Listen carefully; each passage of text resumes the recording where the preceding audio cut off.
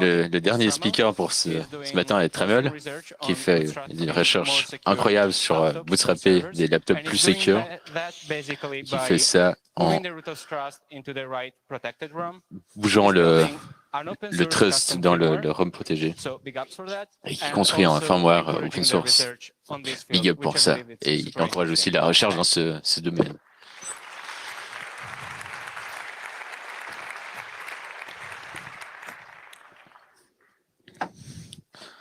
Donc, je suis Simon Tramsel avec Two Signal Investment. Donc, pendant ces 2 dernières années, j'ai recherché les firmwares et comment ça affecte les systèmes. Donc, il y a 2 ans, j'ai présenté un travail sur Thunderstrike. Donc, c'était la première attaque firmware contre des MacBooks qui permettait à un attaqueur de overrider le boot ROM d'un motherboard. Donc, l'année d'après, j'ai fait une collaboration avec 2 personnes qui travaillent maintenant chez Apple pour faire du travail sur des firmwares et ils ont porté certaines vulnérabilités UEFI Windows sur Mac et montré que la plateforme UEFI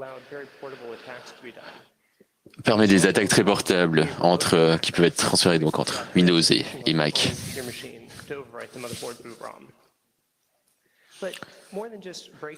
Plutôt que de juste casser des choses, ce que j'aimerais faire, c'est démonter des choses et comprendre comment elles fonctionnent et documenter les choses afin que d'autres personnes puissent construire des systèmes au-dessus de ça. Donc c'est pour ça que je suis très heureux de vous parler aujourd'hui de mon projet. Donc un projet d'un firmware open source et un bootloader pour des laptops et des serveurs. Donc le nom c'est un jeu de nom sur la distribution Tails, qui est donc un Linux stateless qui ne laisse aucune trace sur la machine.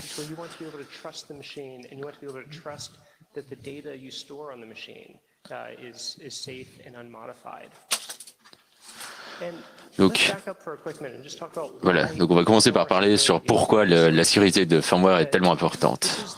Donc, ça c'est le code qui est exécuté par le CPU quand il sort du reset. Donc c'est la première instruction que le CPU va exécuter. Donc c'est dans une position très privilégiée qui pourrait contourner toutes les autres protections hardware ou software. Donc il n'y a pas de shortage de talk qu'on peut parler sur des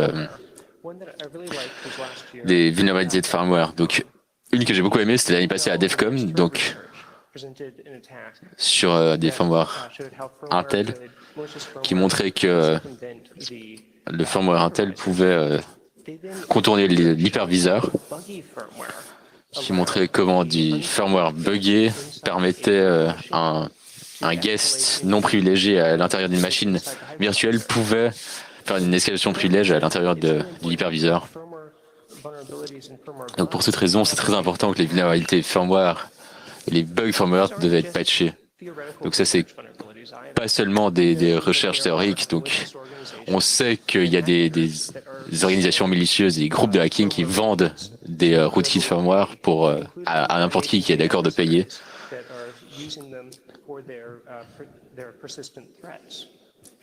Donc c'est utilisé aussi dans les APT.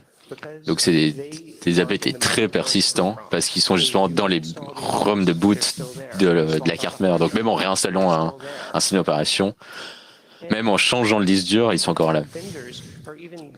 Donc certains vendeurs bundle même ces rootkits dans leur ROM officiel.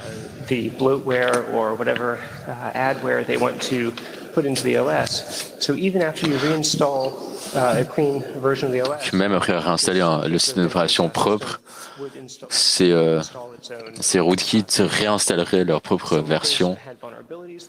Donc certains ont des vulnérabilités qui peuvent être exploitées par des attaqueurs. Donc dans ce cas particulier, le vendeur a reçu un update de firmware qui a patché cette vulnérabilité.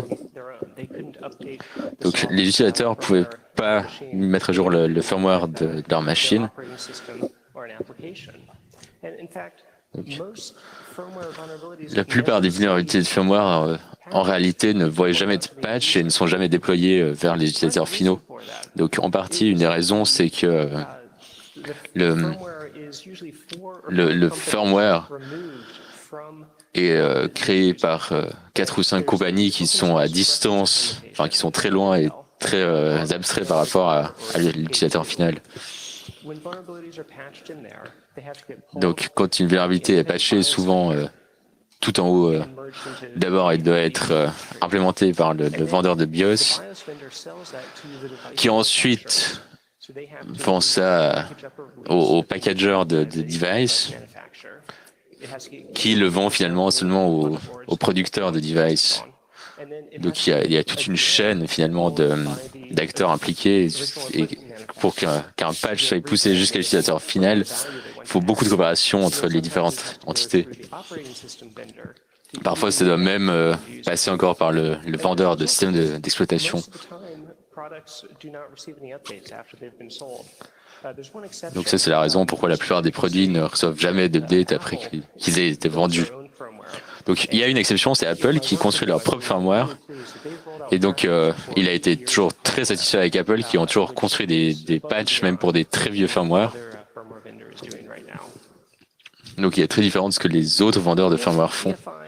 Donc quand EFI a été introduit, ça a apporté beaucoup de complexité, et que la communauté Linux, enfin dont la communauté Linux était très sceptique. Donc il y a presque autant de code qu'un système d'exploitation pour l'environnement UEFI.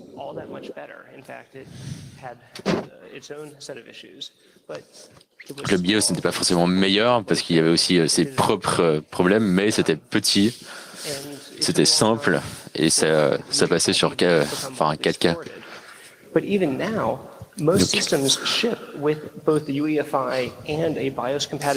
Donc maintenant, la plupart des systèmes sont en fait livrés avec à la fois un BIOS et un système UEFI. Donc en fait, on double la surface d'attaque. Donc les mises à jour sont rares, comme dit précédemment. Les patchs, s'ils sortent une fois, ils mettent un long moment. Si toujours est-il qu'ils viennent à l'utilisateur final, ça prend un très long moment jusqu'à ce qu'ils soient déployés. Donc c'est pas une réalité satisfaisante pour quelque chose qui est aussi privilégié qu'un firmware. Donc pour lui, le firmware doit être construit de manière open source, doit être flexible afin qu'il puisse être adapté à nos besoins, à nos systèmes. Il doit être construit avec du software qu'on comprend, qui peut être réutilisé aussi dans différentes applications afin qu'il puisse être testé. Il doit être construit de manière reproductible afin qu'il puisse être sécurisé aussi contre des attaques de la chaîne de build. Et il doit pouvoir être mesuré afin d'être sûr que ce qu'on flash sur le système puisse aussi soit aussi ce qui est runné sur le système. Donc la philosophie derrière Head, c'est que c'est construit sur l'open source core boot plus un Linux kernel ROM. Donc encore, et en plus de ça, beaucoup de recherche de sécurité de tools.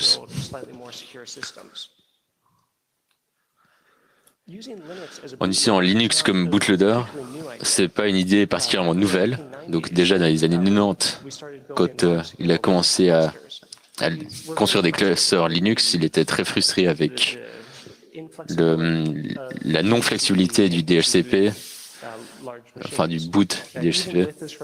Donc même avec cette frustration, il a construit un cluster qui était dans les 30e plus rapides du monde. Pendant ce temps, un de ses collègues construisait aussi des gros clusters et a remarqué que le BIOS énumère tous les bus,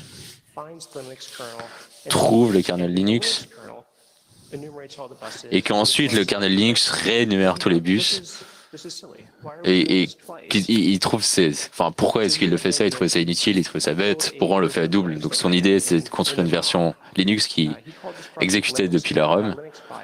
Donc il a appelé ce projet Linux BIOS, et ça a été utilisé pour le cluster MRC, qui a fini par être la 3e machine la plus rapide dans le monde en 2003. En 2008, Linux BIOS a connu une réfacteur majeur, donc qui a été rappelé Coreboot. Et Google a choisi d'ailleurs d'utiliser Coreboot sur leur Chromebox, qui est le seul maintenant laptop qui n'est pas basé UEFI qu'on peut acheter aujourd'hui.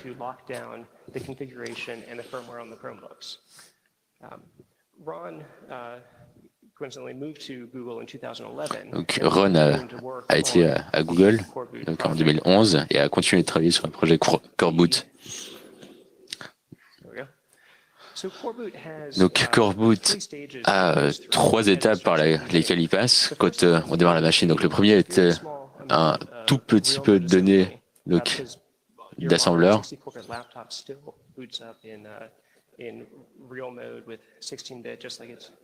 D'assembleur 16 bits, donc même les laptops 64 bits utilisent des instructions 16 bits de boot. Donc ça ensuite, ça setup un environnement C qui passe dans l'étape ROM qui fait à peu près 70K.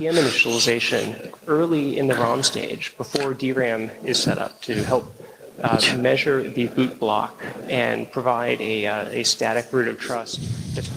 Alors l'initialisation du TPM, du module Trusty, c'est dans le ROM stage avant que le RAM est initialisé pour la chaîne Trust.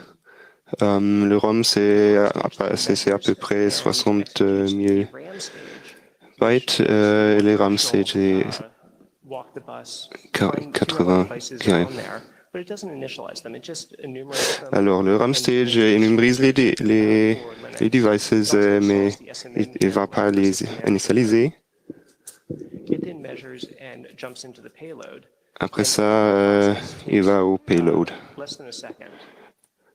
Le process complet prend 1 seconde d'aller au payload, alors au code d'utilisateur. Donc sur quelques des X230, il peut passer depuis le power-off jusqu'à un shell interactif en moins de 2 secondes.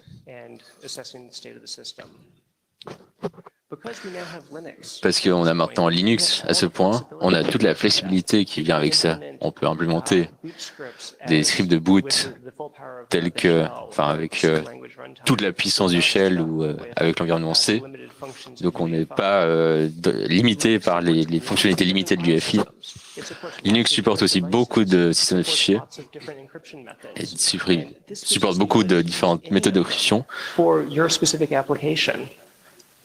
In contrast to UEFI, which supports unencrypted FAT file systems. Donc en contraste avec l'UEFI qui supporte que des systèmes FAT non encryptés qui doivent être sur le début du disque. C'est beaucoup plus flexible pour trouver le device de boot. Donc il y a un adage dans la communauté open source qu'avec assez d'œil, assez d'yeux pointés dessus, il y a tout qui est shallow. Donc, le code Linux a été revu et encore revu par des milliers d'yeux. Donc les versions UEFI n'ont pas une telle scrutinerie.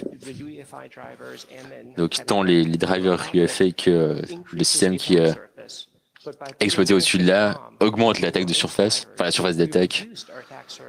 Donc en utilisant Linux, on a en fait réduit notre surface d'attaque de manière dramatique.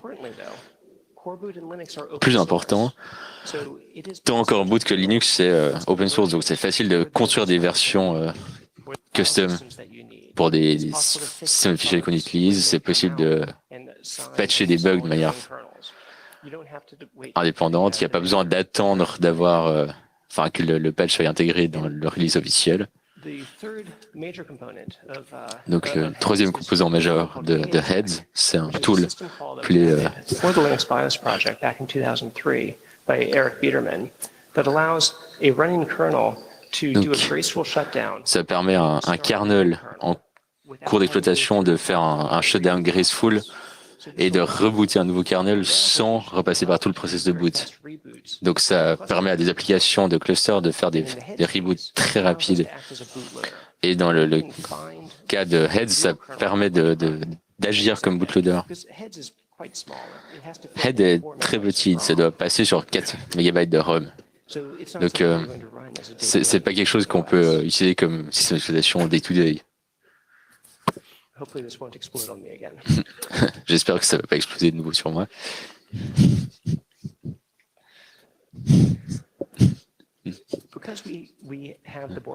Parce que on a le shell, donc la plupart des choses de Head sont implémentées comme shell script. Donc dans ce cas, on a été capable de passer un nouveau set de paramètres en ligne de commande. Donc on peut même démarrer un hyperviseur.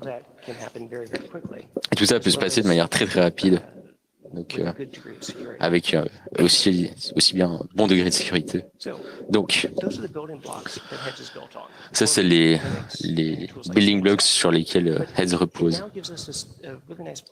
Donc ça nous donne une belle plateforme pour commencer à expérimenter avec différentes features de sécurité. Donc avant qu'on continue plus loin dans le terrier de lapin, il aimerait écouter son ami qui dit que mon modèle de threading n'est pas le tien. Donc on a chacun différentes choses qui chacun veut protéger ses différentes choses, mais c'est ok. L'avantage de Head comme open source, c'est qu'on peut construire des systèmes adaptés au modèle de menace individuel de chacun. Donc enfin, il se peut que mon système ne soit pas fait pour ton modèle de menace, mais tu peux très facilement changer afin de refléter ta réalité. Donc le firmware n'est pas seulement dans notre CPU, le firmware est aussi dans notre carte de Wi-Fi, et aussi notre GPU, et notre disque SSD, et de notre clavier. Et tous ces devices pourraient essayer de finalement pervertir, subvertir le processus de boot.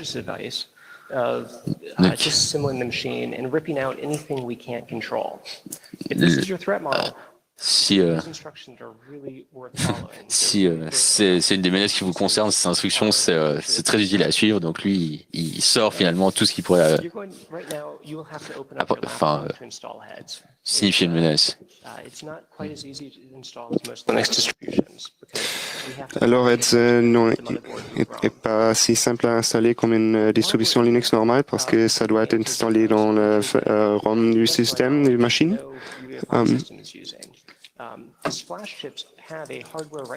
Alors, cette chip flash a une protection en hardware. C'est normalement lecture.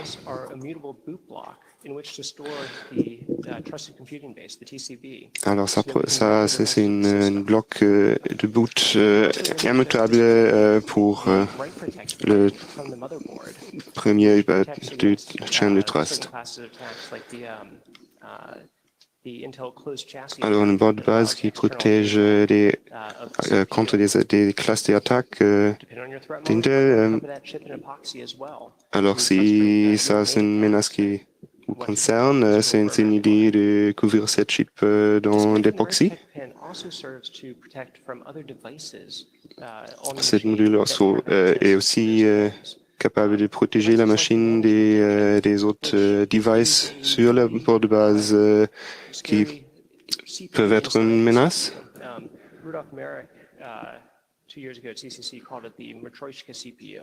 Au congrès 2 ans dernier, Rudolf Mann a une talk sur ça. Alors c'est le management engine de Intel Platform. C'est une chip avec une blob de code de 5 MB qui a accès direct au système, au RAM, qui peut écrire sur la carte graphique, carte de net, et peuvent lire le net, même quand la machine est éteinte. Ça m'a beaucoup concerné et j'ai passé beaucoup de temps à regarder comment c'est construit. Donc, il a remarqué qu'il pouvait construire un firmware modifié qui enlevait finalement toutes les fonctionnalités rootkit. Ça prend les 5 mégabytes et puis ça réduit à peu près 40K d'espèces. Donc, il ne sait pas exactement ce que ça fait dans ces 40K, mais il sait que ça ne peut pas, ça n'a au moins pas de driver de device ou pas de machine virtuelle Java. Donc, il a fait ça sur tant Sandy Bridge que Ivy Bridge, et aussi sur les nouveaux CPU Skylake. Donc, c'est encourageant de voir que si on peut appliquer ça à plus de hardware courante, c'est possible de passer de quelque chose d'ancien à quelque chose d'un peu plus nouveau et sécure. Donc, le Management Engine, c'est pas le seul device qui pourrait essayer de divertir le processus de boot. Donc, l'architecture d'Intel UEFI recommande que le firmware lance le VTD. Donc, jusqu'à maintenant, pour autant qu'il le sache, il n'y a pas un seul firmware UEFI qui qui tire profit de cette fonctionnalité. Donc ça n'aide pas vraiment pour la sécurité si on ne l'allume pas. Donc nous, on n'a pas de problème d'utiliser, de leverager cette protection.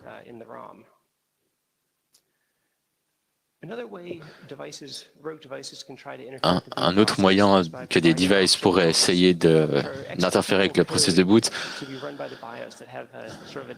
c'est donner du code qui sera exécuté par le BIOS à travers un driver de device qui peut essayer de faire différentes choses comme extraire des mots de passe.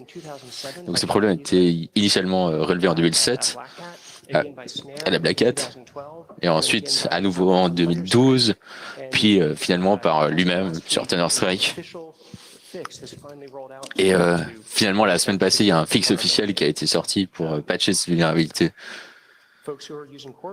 Donc ceux qui utilisent Core Boot, ils ont comme option qu'ils peuvent dire que cette menace est importante pour moi et que j'aimerais désactiver cette fonctionnalité. Donc, ça pourrait enlever des fonctionnalités, mais c'est quelque chose qu'on peut choisir ou pas d'avoir. Ça dépend du modèle de menace pour chacun. Donc, on n'utilise pas finalement les devices, les drivers des devices parce qu'on se base sur les drivers fournis par Linux, vu que justement l'avantage est sur une plateforme Linux. Donc maintenant on a tous nos éléments pour construire et on espère avoir protégé le processus de boot. Donc maintenant, la question c'est comment on sécure les secrets sur une machine. Donc lui il est un grand fan des TPM, donc la plateforme de trust. Donc ça n'a pas reçu un accueil très chaleureux parce que vu comment ça a été utilisé pour les DRM et puis d'autres choses un peu hostiles pour l'utilisateur. Mais comme nous, on contrôle le TPM depuis la première instruction dans le boot block, c'est possible d'utiliser pour des choses que nous, on veut. Et donc, on n'a pas besoin d'activer le DRM, mais on peut l'utiliser pour protéger nos secrets. Donc, comment ça le fait, c'est qu'il regarde quel code est exécuté quand le système démarre et il lâche ce code dans des registres spéciaux appelés les PCR. Et l'avantage, c'est qu'on peut étendre le PCR en hachant le modèle d'après et de hacher ce hash avec le hash précédent, et ce qui crée finalement une chaîne de confiance, parce que si on sait que ces hash matchent les valeurs attendues, on sait que uniquement le code qu'on veut qui se soit exécuté a été exécuté. Donc le TPM va seulement décrypter les clés d'exécution si c'est PCR match. Donc ce qui veut dire que le code qu'on veut exécuter est ce qui a été exécuté. Ce qui veut dire que si quelqu'un arrive à overrider les parties non protégées dans l'écriture de la ROM, ça changera ces valeurs et le TPM ne donnera pas la clé à eux. Ça prend aussi un mot de passe par l'utilisateur et ce mot de passe est validé par le hardware TPM lui-même, ce qui nous donne une limitation hardware sur le nombre de fois qu'un hacker peut essayer un mot de passe, ce qui peut fixer une limite de retry parce que le TPM va finalement effacer la clé si le hacker fait trop d'essais erronés. Donc ça signifie que maintenant il y a encore une autre manière de perdre la clé de disque. Il y a la blague sur ceux qui ont des disques encryptés, c'est qu'il y a deux catégories, ceux qui ont perdu leurs données et ceux qui vont perdre leurs données. Donc, ce que ça fait, c'est que cette clé est splittée en différentes pièces, mais qu'ils peuvent être stockés sur différents services, qui peuvent être donnés à des amis, mais qui peuvent être utilisés, mises tout ensemble, enfin, en tant que clé unique, elle ne peut pas être utilisée pour déchiffrer le disque, mais mise ensemble, toutes peut être utilisée pour recréer la clé de décryption. This avoids a certain class of evil maid attack where someone swaps out your drive. May not be in your threat model, but it's easy to do with just a few lines of shell script. So on espère que maintenant, on sait que le système exécute le code qu'on pense qu'il est en train d'exécuter, mais qu'est-ce que ça prouve? Que ça va être notre machine, qu'il n'y a pas quelqu'un qui est venu dans notre chambre et qui a en fait échangé tout le matériel contre leur propre matériel, afin de nous triquer à entrer notre mot de passe dans un autre ordinateur. Donc, dans certains systèmes de confiance, il y a une clé, enfin une phrase unique qui est encodée dans le matériel. Donc, en se basant sur le time-based one-time password utilisé par Google pour protéger le firmware et qui atteste à l'utilisateur que le firmware est pas modifié. Donc, quand le système démarre et passe à travers toutes les différentes étapes, le TPM va seulement réaliser le secret si ce code est matché.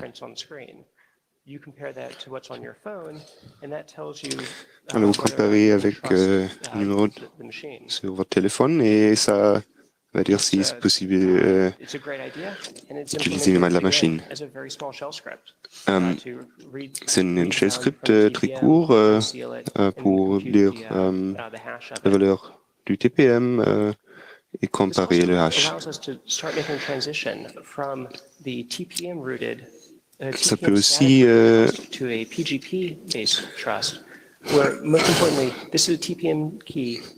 aller à une chaîne de trust pas basée sur le TPM, mais sur une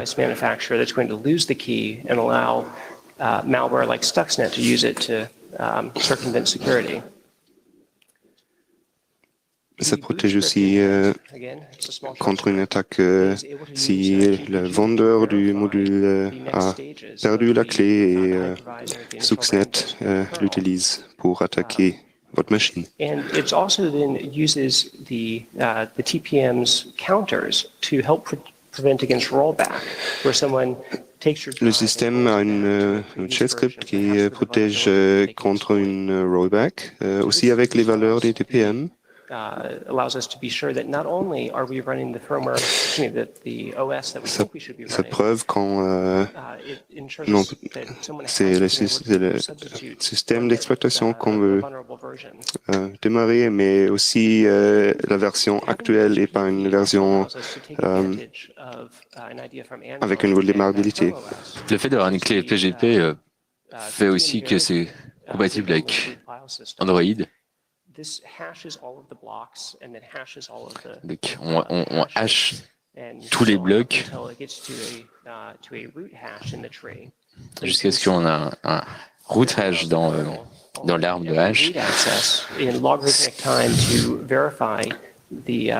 Essentially a signature on that data. This does require a read-only root file system, but it gives us ça a besoin d'un root file système de fichiers en read-only, Une fois qu'on a notre système d'exploitation qui est en train de s'exploiter,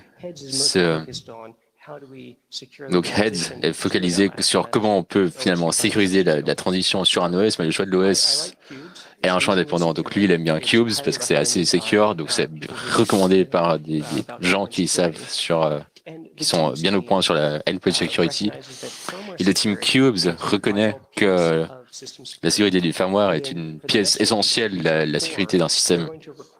Donc, dans l'édition 4 de Cubes, le système d'exploitation va requérir que le firmware soit un firmware open source tel que Core Boot. Donc, ce qui veut dire qu'il a beaucoup travaillé avec le software Cubes et il l'a rendu compatible avec le système Core Boot. Donc, l'utilisateur peut maintenant bloquer la configuration afin que personne ne puisse changer le setup.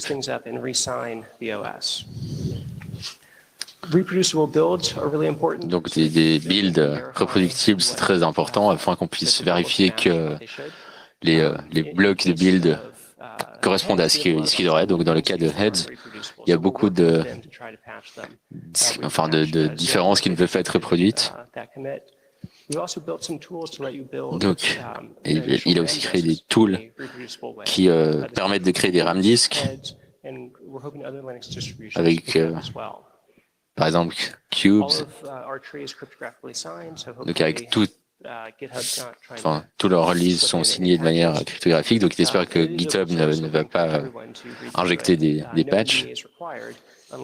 Donc, il n'y a pas de NDA qui est requis non plus, contrairement à l'UEFI. Donc ça, c'est à peu près l'état actuel de ce qu'il y a. Donc c'est encore dans l'état bêta, mais c'est utilisable. Donc il y a beaucoup de domaines où il y a encore beaucoup de recherches, tels que les contrôleurs. Donc il a essayé aussi de porter Core Boot sur des plateformes plus modernes, pour supporter des choses telles que Intel Bootguard. Donc il essaie aussi de passer Core Boot sur des plateformes serveurs pour qu'on puisse l'utiliser pour du hosting plus secure. Donc les serveurs ont un modèle de menace très différent de laptop. Donc beaucoup de choses ont des firmware on doit se méfier. Donc une des collaborations qu'il a, c'est avec le projet OpenDMC pour essayer de tirer profit de du tool open source de management. Il travaille aussi avec le Mass Open Cloud Project, qui essaie de construire des clouds bare metal. Donc il est assez optimiste sur ces collaborations.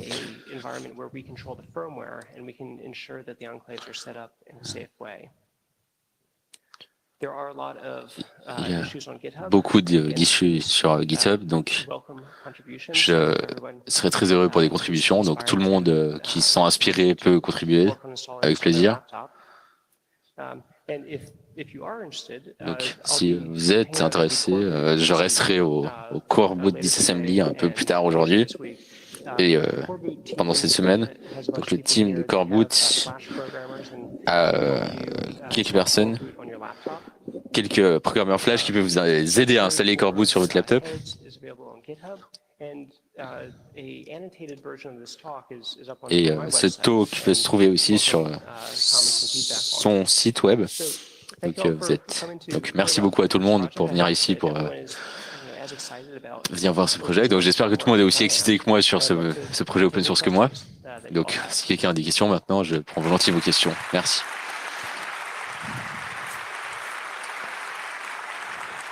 Okay.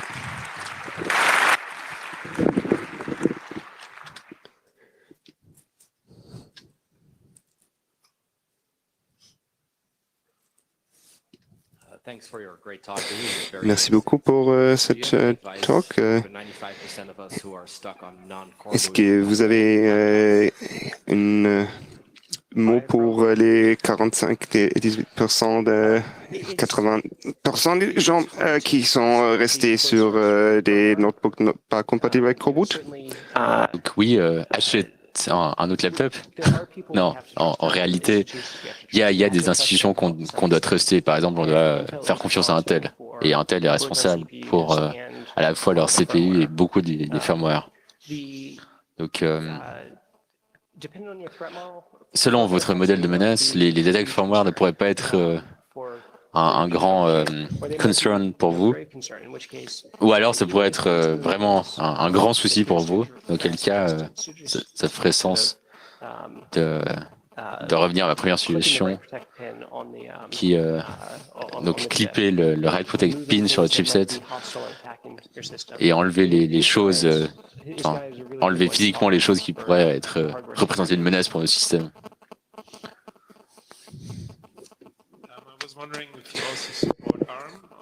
Est-ce que les processeurs ARM sont supportés à Coreboot? Donc ARM a beaucoup d'avantages comme processeur. C'est seulement 20 années d'histoire plutôt que 40 et le processus de boot sur ARM est beaucoup plus simple, comme il n'y a pas besoin de passer à travers le mode réel jusqu'à passer par la pagination et toutes les autres étapes. Donc, par contre, le désavantage de beaucoup d'ARM, c'est que leur code de boot est sur le chip, mais en dehors du contrôle de l'utilisateur. Beaucoup de ce code de boot est relativement simple et peut établir une chaîne de confiance hardware.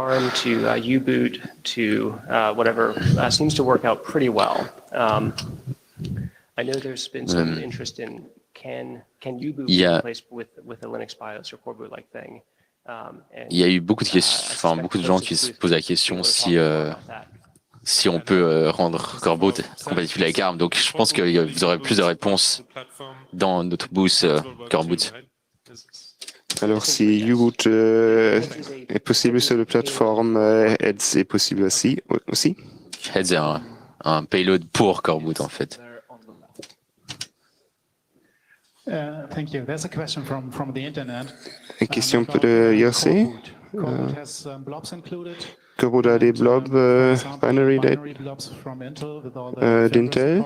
avec les supports firmware. Comment est possible que c'est sécure comme ça?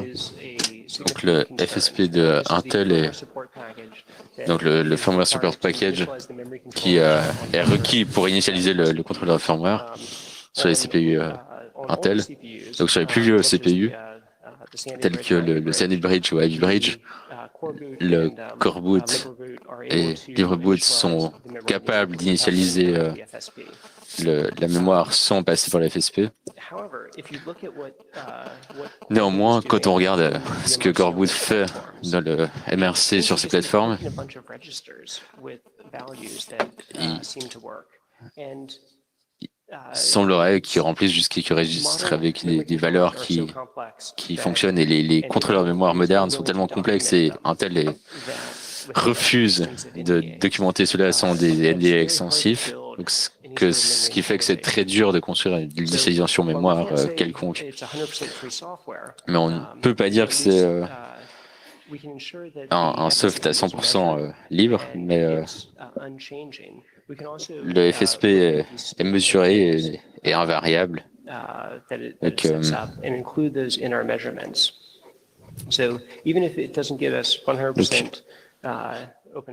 même si ça ne nous donne pas 100% d'open source, pour autant qu'ils le sachent, le seul système qui fait ça, c'est Bunnies et Novena Laptop.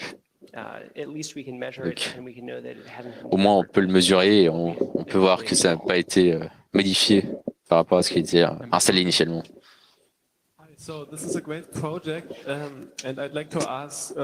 un très grand projet.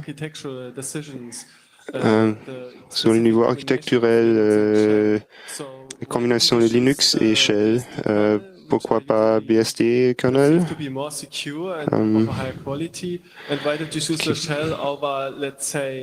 Et pourquoi Shell à part de Python ou Haskell? Donc, il y a beaucoup de volonté de supporter Python. Mais le problème, c'est qu'il y a beaucoup de... Enfin, l'espace est très limité. Donc, dans le ROM de boot, donc il y a 4 MB d'espace disponible. Et l'interpréteur Python fait déjà quelques mégas à lui tout seul. Donc, pourquoi Linux plutôt que BSD? Le système call KSX est un composant principal afin de pouvoir faire un shutdown du kernel Linux et transférer à n'importe quel autre système compliant avec un multiboot qui a une feature essentielle de leur système. Donc si BSD avait cette fonctionnalité, ça aurait été possible d'utiliser BSD, mais dans l'état actuel des choses, le choix a été donné par le support finalement des instructions de boot.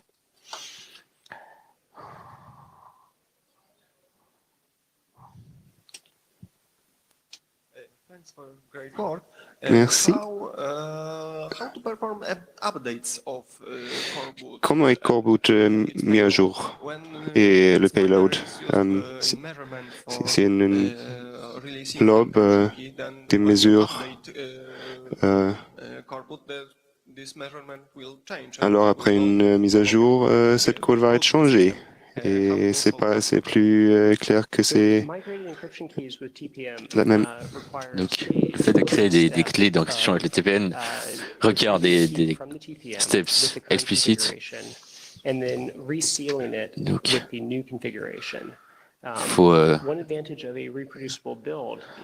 un des avantages du build reproductible est que les hashes avec de tous les stages du firmware peuvent être publiés et les valeurs PCR peuvent être précalculées afin qu'on puisse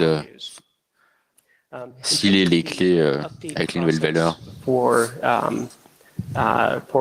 the heads payload, one of the things that we're working on is being able to have a even more minimal heads that has Il est actuellement en train de travailler sur un minimum, un heads encore plus minimal qui n'intégrerait qu'un driver USB qui permettrait de booter sur un device et de l'installer sur ailleurs, enfin sur un autre endroit.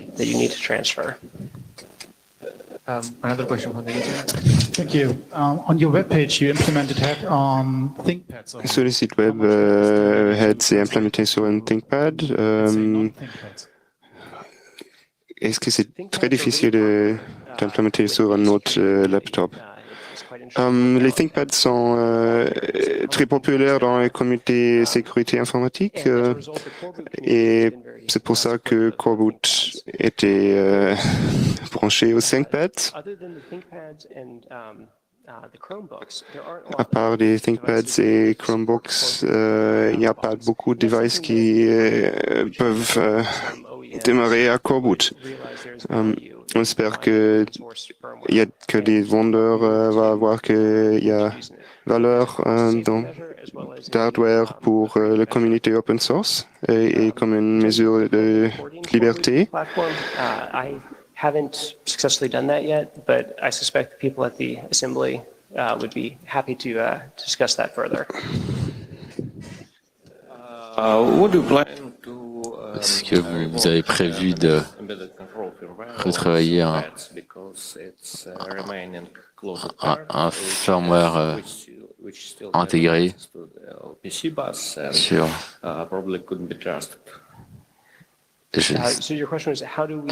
Donc la question était comment est-ce qu'on replace le C avec du firmware open source. Donc le Chromebook a un IC open source.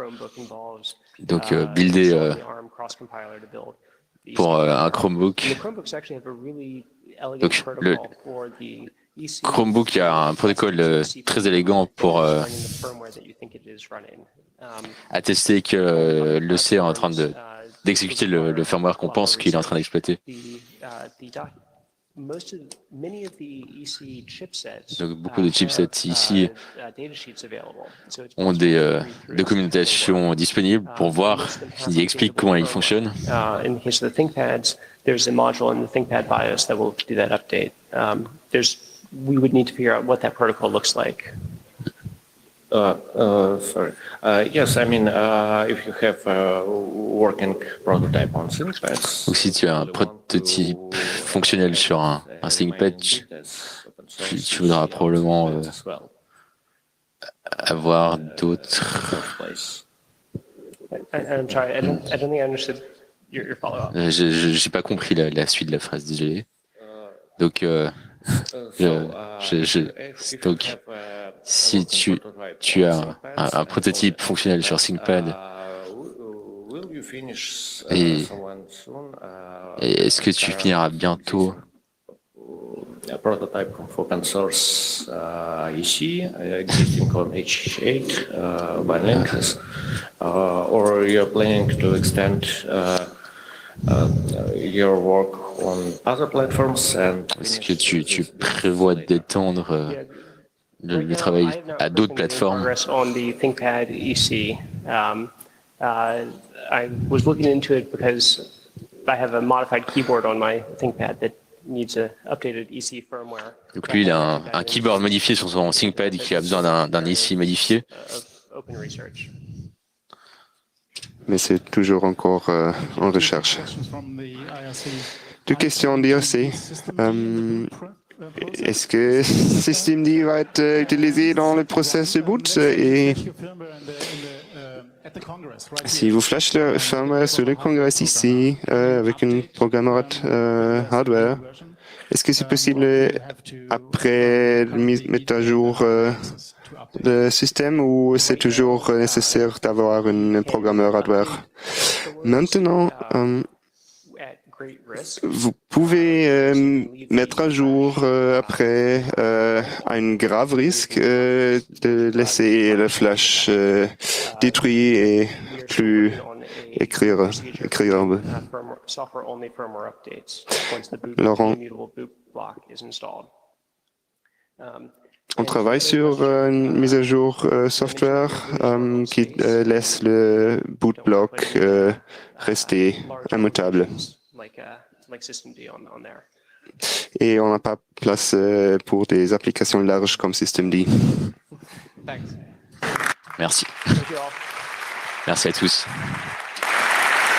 Alors, c'était la traduction en français.